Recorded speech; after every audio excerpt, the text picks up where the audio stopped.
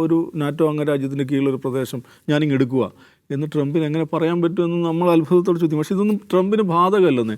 Trump അധികാരത്തിൽ ഉടനെ പറഞ്ഞ ഒരു കാര്യങ്ങളൊന്ന് എന്താണ്, കാനഡയെ നമ്മൾ 51ാമത്തെ സ്റ്റേറ്റ് ആകുന്നുണ്ട്.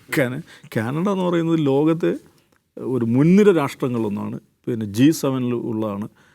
അമേരിക്കയുടെ ഏറ്റവും അടുത്ത സുഹൃത്താണ്, അയൽവാസിയാണ്. അതിനെ നമുക്ക് 51ാമത്തെ സ്റ്റേറ്റാക്കി മാറ്റണം എന്ന് പച്ചക്ക് പറയാണല്ലോ. അപ്പോൾ അതേമാതിരി സംസാരിച്ചുകൊണ്ടിരിക്കുന്ന ഒരാളാണ്. ഡെൻമാർക്കിൻ്റെ പ്രൈം മിനിസ്റ്റർ പറഞ്ഞു നാറ്റോ പിന്നെ ഇല്ലാണ്ടാവും എന്ന് പറഞ്ഞു. നിങ്ങൾ ഈ പണിയായിട്ട് പോവുകയാണ്, നാറ്റോ ഇല്ലാണ്ടാവും. ട്രംപിന് എന്ത് നാറ്റോ? അങ്ങനത്തെ ഒരു കാര്യമൊന്നുമില്ലല്ലോ.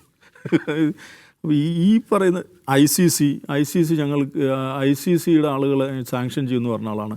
ICCയിലെ ജഡ്ജിനെ അറസ്റ്റ് ചെയ്യുമെന്ന് പറഞ്ഞ ആളാണ്. അപ്പോൾ ഈ നമ്മൾ സാമാന്യമായി കാണുന്ന അന്താരാഷ്ട്ര നിയമങ്ങളെന്നൊക്കെ പറയുന്ന കാര്യങ്ങളൊന്നും പ്രത്യേകിച്ച് കാലാവസ്ഥക്കാർ WHO ഒന്ന് പുറത്തു പോകുമെന്ന് പറഞ്ഞില്ലേ. WHO ഒന്ന് പുറത്തു പോവുകയാണെന്ന് പറഞ്ഞു. പിന്നെ ഇവിടെ പ്രസംഗിക്കാൻ വരുന്നവരെ അറസ്റ്റ് ചെയ്യുന്നവർ പറഞ്ഞില്ലേ, UN ജനറൽ അസംബ്ലിയിൽ പ്രസംഗിക്കാൻ വരുന്നവർ അറസ്റ്റ് ചെയ്യുന്നു പറഞ്ഞു. ഇങ്ങനെയൊക്കെയുള്ള ഒരാളാണ്. അപ്പോൾ അതിൽ പിന്നെ ഇന്നലെ അദ്ദേഹം നമ്മുടെ ഇന്ത്യയെക്കുറിച്ച് പറഞ്ഞു.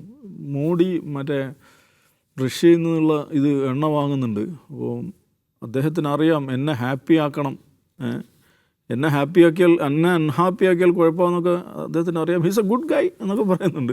അപ്പോൾ എന്നെ ഹാപ്പി ആക്കുക, അങ്ങനെ എന്നെ ഹാപ്പി ആക്കുന്ന രാജ്യങ്ങൾക്ക് ഹാപ്പി ആയിട്ട് നിൽക്കാം, അല്ലാത്തവർക്ക് കുഴപ്പമായിരിക്കും.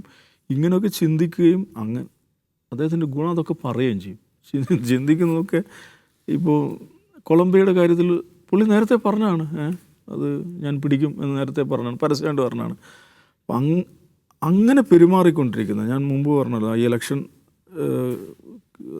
കുറിച്ച് അമേരിക്കൻ ഇലക്ഷനെ കുറിച്ച് അവലോകനം ചെയ്യുന്ന ലോകത്തെ തന്നെ ഏറ്റവും ഇമ്പൾസീവ് പൊളിറ്റീഷ്യൻ എന്ന് പറയുന്ന പ്രവചനാതീതമായ മനുഷ്യൻ ഈ പ്രപഞ്ചത്തിൽ ഏറ്റവും പ്രവചനാതീതമായ മനുഷ്യനാണ്. പക്ഷെ ആ മനുഷ്യൻ ലോകത്തെ ഏറ്റവും ശക്തിയുള്ള രാജ്യത്തിൻ്റെ തലവനായിരിക്കുന്നു എന്നുള്ളതാണ് നമ്മുടെ ഒരു കൗതുകമോ ദുര്യോഗമോ എന്ന് പറയാവുന്നത്.